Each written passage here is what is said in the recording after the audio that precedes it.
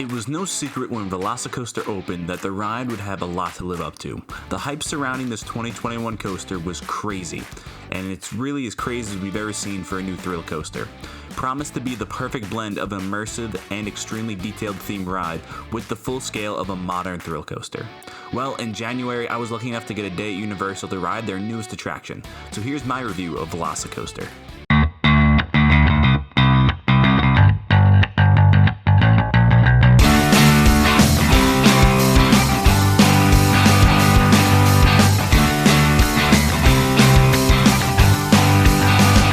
Now real quick, if you guys enjoy the video on my channel, a like and a subscribe go a long way in keeping this channel going, so it'd be very much appreciated. So let's start with some stats and basic info about the ride. 2 launches will send riders through 4 inversions over 4,700 feet of track. The ride's maximum height is 155 feet and maxes out at 70 miles an hour. The first launch hits 50 miles an hour. After that first half inside the Raptor paddock area, the second launch boosts to a max speed for the second half. Now, I got to ride the coaster 3 times during the course of the day. I got 2 back row rides and 1 in the front. The back row rides were the first thing in the morning and then around 11 a.m. and then the front row ride was a night ride. Highly recommend the single rider line here. It saved us a good 60 minutes on our second ride of the day.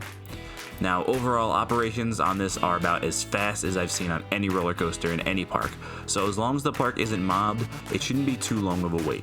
The appearance of this ride is damn near perfect. There's all black track winding around the bridge, the outdoor queue, the whole area just looks awesome, even the Raptor paddock. Especially since there's almost always a train ripping around guests and through the course, it's just visually impressive. Throw in a light package that looks elite at night, and it's great.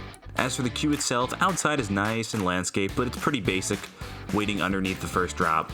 Then you have the Raptor statues that are standing guard on the entrance, which are really well done. Once you get inside, there are some truly awesome elements to see though. Starting with the entrance area with the changing lights and the massive bronze Raptor statue, slowly making your way around, the details are just really cool to get up close and see finally. Following that, you'll walk by the launch tunnel that shows Raptors chasing the trains with different animations each time.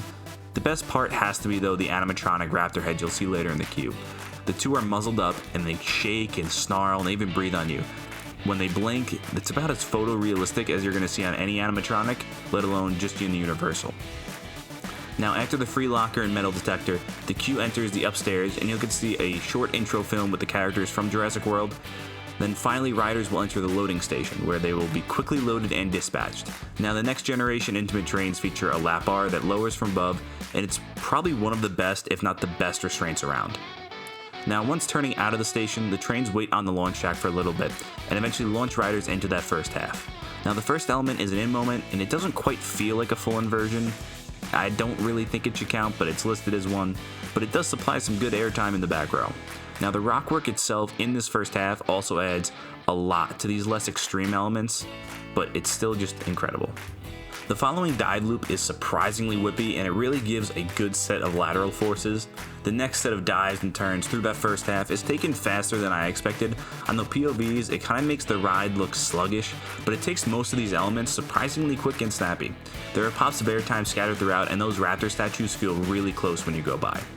Now overall, the first half is definitely the weaker of the 2, but it's still an impressive layout by itself and it's punchier than you'd think. Now the incredible theming is really what's the big boost here. Those close calls, the rock work, the waterfall, and the way it wraps in around itself. The following booster launch afterwards has some good punch too, hitting 70 miles an hour. Now it's not the strongest out there, but it's definitely intense. The top hat hangs riders there for a second and then dives down and supplies some really impressive airtime. It really is pure ejector, especially in that back row. You really get yanked down the side. Now the drop is probably my second favorite element on the ride. The ride then pops up into the stall, which is long and it puts riders in and out with real speed. Unfortunately, I think due to that speed, it doesn't really have a lot of hang time feeling like other stalls do, but either way, it's a great inversion. The laps around the water are a bit more scenic than rapid paced, but those pops of off-axis airtime are definitely there. The one major off-axis hill really delivers with the whole train feeling it. Then comes the speed hill coming out of the helix, and that hits with a ton of speed and really gives a sharp pop of airtime. Then the final roll is simply incredible. It can't be understated how close to the water this thing feels and how fast the trains are rolling through it. The whip, the hang time, the environment element make it the best part of the ride. Add in a double up into the brakes and then you have your coaster layout. The biggest surprise for me has to be how well this thing keeps its speed. Throughout, I've really found myself surprised by the quickness that we entered and exit those elements.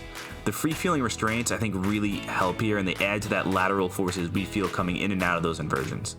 Now the POVs led me to worry that this ride would walk more than a race through its first half and those around the water helix elements, but it's just not the case. Now, I really don't think I had any truly disappointing surprises on the ride. If I had to really nitpick something, maybe another inversion could have been squeaked into that water sequence, or even in the paddock, but I think it would be an unnecessary change. Now at night, all the forces seem amplified, especially in that front row with only the blue lights. This thing feels like it's flying through the whole course.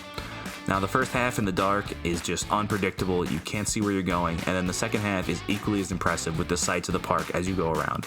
To summarize, this is just simply a complete ride from start to finish. It checks every box and it does it at least well, if not exceptional. It's a really smooth ride with great restraints and it feels really long.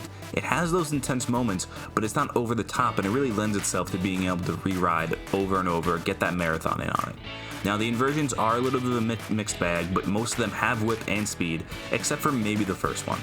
The airtime is really strong and spread throughout. It isn't a Steel Vengeance amount of airtime, but it's more than probably 80% of coasters. Now the theming is the best on any thrill coaster in the world, bar none. The detail's stunning and it only adds to the experience. Overall, it's the most complete coaster I've ever ridden. It currently ranks at number 2 out of 173, and the gap between 2 and 3 at this point is pretty large. Now the only thing keeping this below Cedar Point's RMC is my intense need for re-rides on Steel Vengeance. Now I could easily see them flipping, but I really need to get back there. Now obviously that means this is my favorite Universal and it's my favorite coaster in Florida, but I do need to go to Busch Gardens in Tampa and give Iron Gwazi a go. So what I'm saying is, for me, this ride really lived up to the hype, and it really actually exceeded my expectations in a few places. Of course, I wish I could have gone in blind, not seeing the layout or any of the theming, but even still, I was genuinely surprised getting off my first ride.